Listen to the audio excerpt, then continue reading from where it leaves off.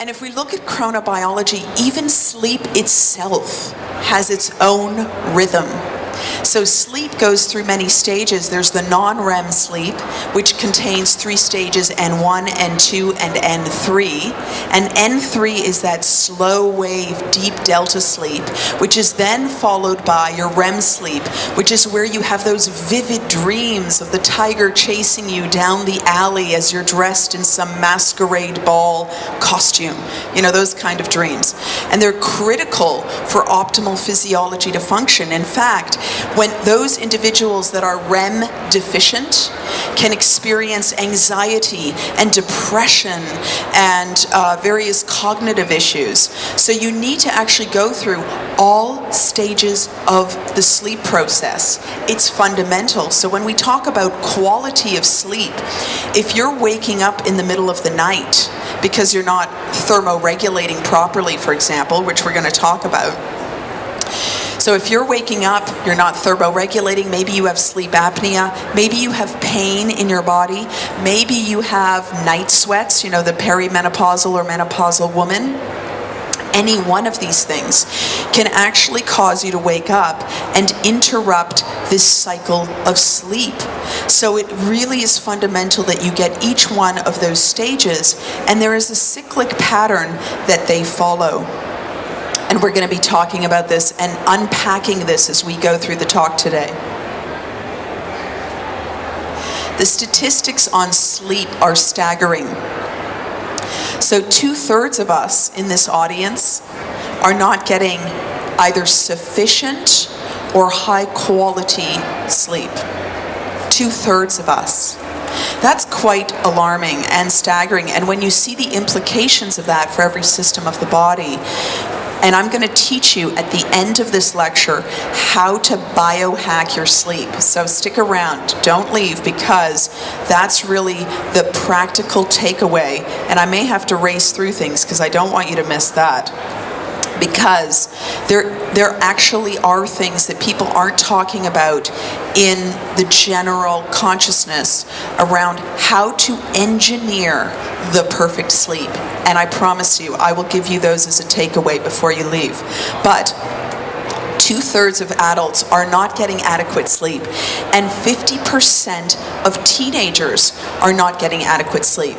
And of course, we all know what the culprits are: the modern life, the modern world, television, Netflix, 24/7, social media, the internet. We've got a lot of things vying for our attention, and that certainly is, we want to squeeze more in, so it's robbing us of our sleep time, as well as, not just that, but fundamental stressors like our eyes being exposed to computer screens throughout the day is going to be the perfect storm for making us not sleep at night. And people don't understand that. They have ocular strain, they have migraines, and they can't seem to understand why they can't sleep at night. And something as simple as just staring at your computer screen can cause that. So there are some very real, tangible things. So let's take the tour through the different zones of health and how sleep impacts all of these. Let's begin with inflammation. So you've all heard the word inflammation, and it certainly is at the root of all health issues. And many of you may have heard the word inflammaging. Who here has heard the word inflammaging? It's a word that, of course, is a neologism that beautifully puts together the words inflammation and aging, because the inflammatory process is an aging process.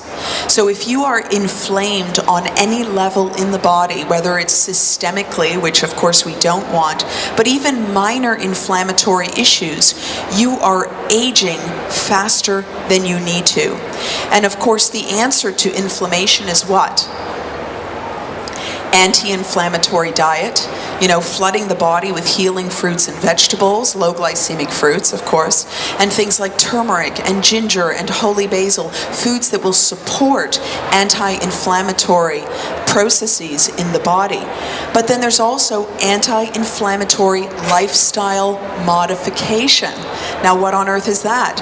Well, those are going to be strategies that are going to reduce inflammation outside of food. So things like happy thoughts. Your thoughts are tremendous in whether you are inflamed or not inflamed. So being positive, meditating. But as you'll come to see, sleep is one of the most anti-inflammatory lifestyle modification strategies that we know of. And the research is quite real. That loss of sleep has actually been shown to elevate pro-inflammatory markers such as interleukin-6 and C-reactive protein. Now, who here gets their C-reactive protein levels checked every time they get blood work done at the doctor? Good for you. Okay. The rest of you, I highly encourage you, write this down, C-reactive protein. So your next checkup, your next doctor's visit, you want to take control and ask the doctor to put it on your blood panel. Why? Because it is a primary marker of showcasing what the inflammatory state is like in your body. And it is an indicator of cardiovascular stress. It's an indicator of your risk factors for cardiovascular events and stroke. So you want to be in the proper zone with your C-reactive protein. And loss of sleep and sleep disruption will actually increase that marker, C-reactive protein. And that's really just in a few nights. So make sure that you insist on that. In one particular study, 5 nights of sleep disruption. So this could mean many things. You might be sleeping for 5 nights, but you may not be getting your 8 hours, and you may not be staying in all those stages that we talked about. So let's say you get up, you're restless, you don't sleep for 2 or 3 hours, but you sleep the majority of night. That's still sleep disruption. So sleep scientists have discovered that after 5 nights, that C-reactive protein, which is an inflammatory marker, will actually increase. But what happens after 2 nights of recovery? So let's say you sleep great the next 2 nights. What then?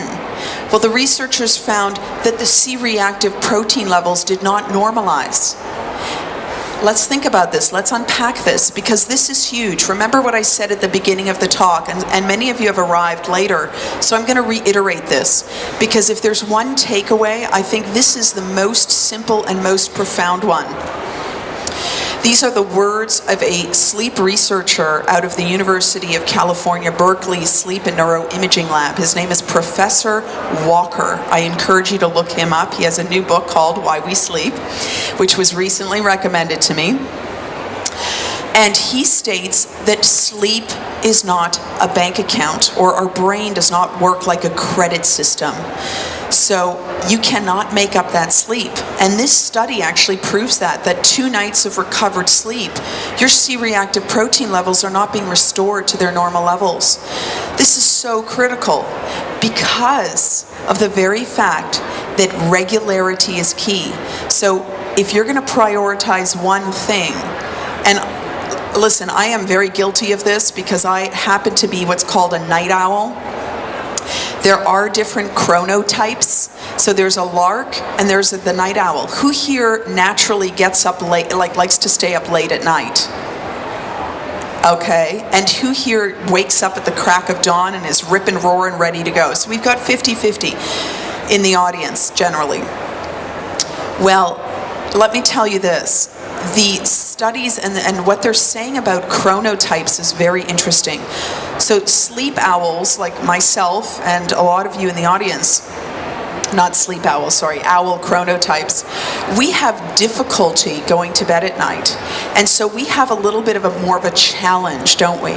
But as long as you have your 8 hours banked, and those 8 hours are quality, then you are going to be doing just fine. So just make sure that if you are going to bed, what is your onset time? If your onset time is midnight, is it midnight?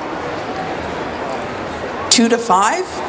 Oh, well, if you could move that just a little bit, to midnight, for example, if you can just try and get your 8 hours within that window from onset, and make sure they're high quality. So you're going to want to stick around to the end when I actually give you the 10 pillars to engineer the perfect sleep, because you want to make sure that the quality is in those hours when you get into onset. Is everybody following where I'm going with all this, right? I'm reiterating, but this is important. I'm going to take questions at the end. Thank you. It's Matthew Walker, Professor Matthew Walker. But let's move on to cognitive health and memory. Researchers have found, and certainly we've all had this experience, have we not, that we're on a flight to Europe and we've got jet lag and the next morning we feel a bit of brain fog? Well, researchers have found that just loss of 1 night of sleep can actually reduce short-term memory by 38%. That's quite a lot. 38% reduction in short-term memory from 1 night of sleep loss. But really, in the cognitive picture, it is so much more fundamentally important because there is a link between sleep and brain health. When you do not sleep, your brain is aging faster than it needs to. And there's a fundamental reason for this, because the brain has its own innate detoxification system that kicks in as you fall asleep. And this is known as the glymphatic system, with a G, not with an L, glymphatic. So your brain is abuzz with neuronal activity all day long. You're in a beta brainwave state, you're on it, you're sharp, you're focused, you're cognitively, like a razor blade.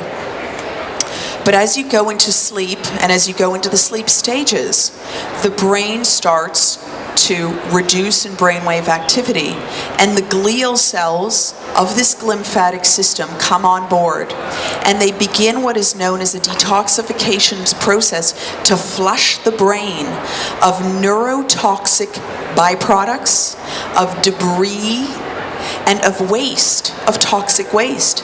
So your brain goes through a flushing process, and the extracellular matrix in the brain actually expands and contracts, and it allows this flushing process to take place.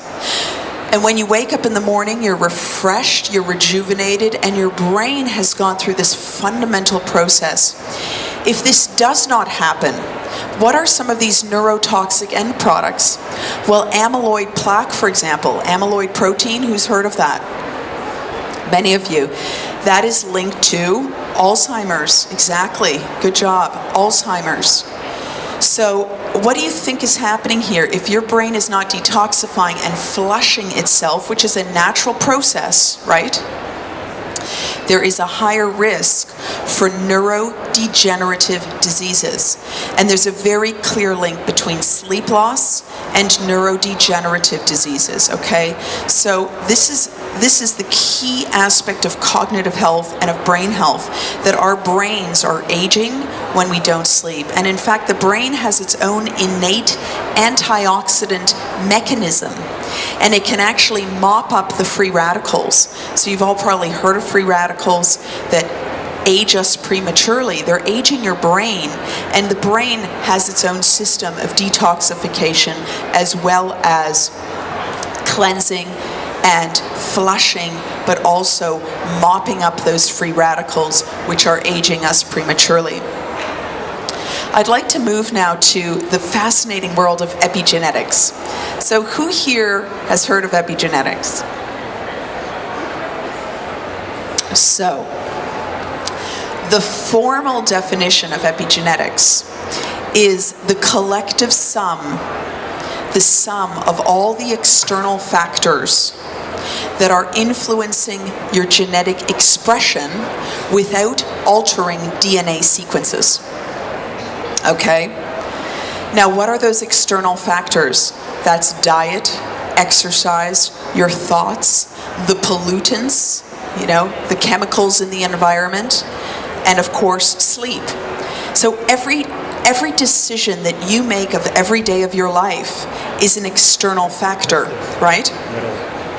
We once thought that our DNA was our destiny. We once thought that it was immutable. And in fact, it is. I mean, the DNA doesn't change. That's a script that doesn't change. But what epigenetics is, it's the script that exists above the script. So it's a mechanism that sits above the DNA sequence. And it's that script that is modifiable by these external inputs. So the foods that you decide to eat, the thoughts that you might have every day, whether they're conscious or unconscious. You know, our subconscious mind is working 24/7 quite powerfully. Whether it is sleep, whether it is the argument that you had with your grandfather, you know, whatever it is, it's influencing how your genes express themselves and how the genes turn on and off. And as you'll come to see, sleep is one of the most vital epigenetic modulators. So in 2001, researchers at the University of Utah discovered the first clock genes. Now, clock genes are the genes in your body that modulate and regulate circadian rhythms in the body. And of course, they play a tremendous role in so many of the processes of the body. So in your mood, in your appetite, your sexual arousal, your cognitive ability, they're really regulating everything, metabolism.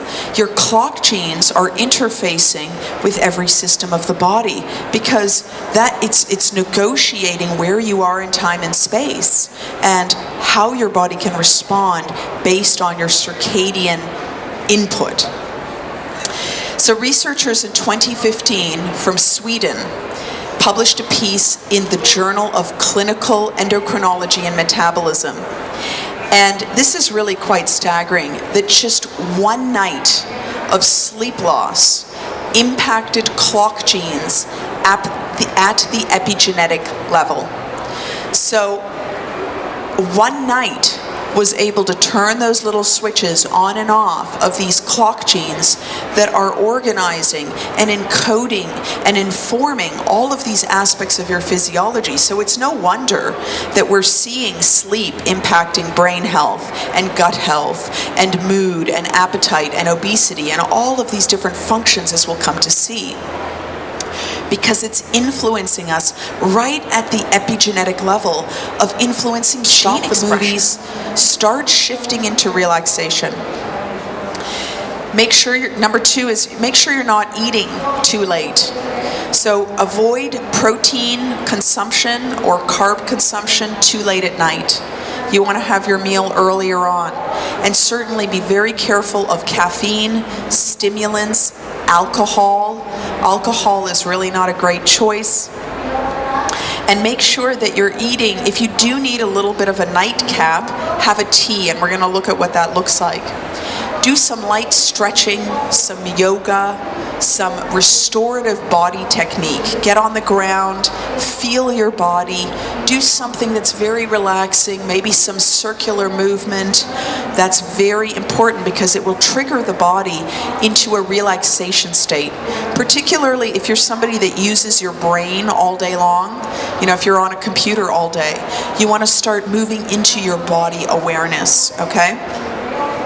I recommend using aromatherapy, so things like lavender oil and chamomile and rose. You can use these in a hot bath with Epsom salt. It's a beautiful way. You may want to be employing some nighttime remedies. So nighttime remedies such as lemon balm and hops and holy basil and saffron and chamomile. And a lot of people take melatonin, but there are differing viewpoints on melatonin, so that's a bit of a contentious issue, so I can't get into that. But it's an option. It's an option. Certainly if you're experiencing jet lag, you may want to try that. CBD, cannabidiol, is another supplement from cannabis. So the non-psychoactive constituents or phytocannabinoids from cannabis, seeing some people smiling, but it's highly therapeutic because your endocannabinoid system, there is a system in the body that is a key regulatory system. It's called the endocannabinoid system, which was recently discovered, and this regulates mood and sleep and metabolism and immune function and cognitive health and the gut. And your endocannabinoid system actually helps with sleep signaling. So it actually, when CB1 receptors are activated through phytocannabinoids or other herbs like holy basil, the CB1 receptor is activated in the endocannabinoid system, and that induces sleep. That's why, a lot of people who do take cannabis, they feel sleepy. But this is a good thing because it's inducing the sleep state. It's bringing them into a parasympathetic state of relaxation, and they actually stay in a delta brainwave state for longer. This extraordinary compound. So that is the phytocannabinoids, but there are other botanicals that contain compounds that also modulate the endocannabinoid system. So holy basil, for example, or cinnamon. So a beautiful nighttime elixir. There's a product by a company called Organic Traditions that is holy basil. So you can get a holy basil supercritical extraction in a powder. They also sell a tea. So I would recommend this elixir, which would be a holy basil tea, which will bring you into a parasympathetic response. It will reduce your cortisol. It will make you feel blissful and relaxed. And put a few threads of saffron in that. Researchers out of Iran in 2009 actually looked at saffron, and they found that a compound in saffron known as safranol actually is soporific and anxiolytic. That means it induces sleep, makes you feel sleepy and relaxed, and it calms you and reduces anxiety. It's actually also an aphrodisiac. So it's a lovely nighttime tea. You just take a few pinches of saffron. Organic Traditions also sells a lovely organic saffron, and you throw it in your holy basil tea. You boil that, and you've got the most beautiful nighttime elixir, which will really make you feel calm and extremely blissful. So that was number 5. Now number 6, we talked about adjusting the environment. So make sure the environment is dark, and take a warm bath is 7. Number 8 is meditation practices such as breathing and visualization. Number 9 is increase your HRV. So that's your heart rate variability, which we talked about. And number 10 is to thermoregulate. So make sure you're regulating the temperature of the room, bring down the temperature in the room, and perhaps consider investing in this perfect sleep pad to place on top of your mattress to thermoregulate your own bed's environment and to increase your body's thermoregulatory capacity.